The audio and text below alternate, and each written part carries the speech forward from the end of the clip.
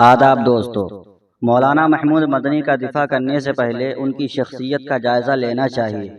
ان کے نظریات کو سمجھنا چاہیے کہ ماضی میں انہوں نے جب موقع ملا ہے بھاجپا کو کمک پہنچانے کا کام کیا ہے۔ ذیل میں ان کی چند باتیں ذکر کیے دیتا ہوں جس سے آپ کو بخوبی اندازہ ہو جائے گا۔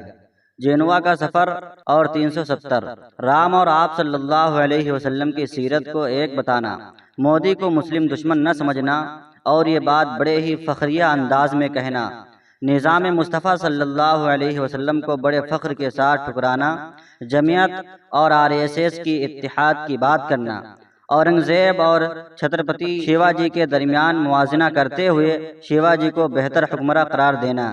جی ہاں ناظرین کرام، ایک اخبار میں ان کی خبر چھپی ہوئی ہے کہ اورنگزیب سے بہتر حکمراں تھے چھترپتی شیواجی۔ ایک ویب سائٹ کو دیے گئے انٹرویو میں جمعیت علماء ہند کے جنرل سیکریٹری محمود مدنی نے اپنے چچا کی موہن بھاگوت سے ہوئی ملاقات کا استقبال کیا ہے۔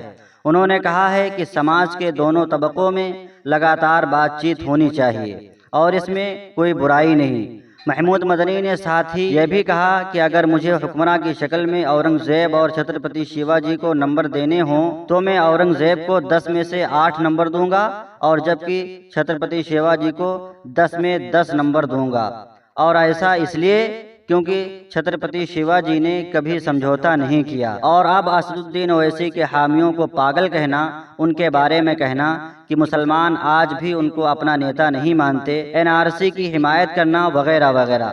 اب آپ ان باتوں سے خود ہی فیصلہ کر سکتے ہیں کہ ایسے مسلم مخالف اور باطل نظریے رکھنے والے شخص کا آپ دفاع کرنا پسند کریں گے یا واقعی ایسے لوگوں کی مخالفت کرنا چاہیے اور مکمل بائیکاٹ کرنا چاہیے۔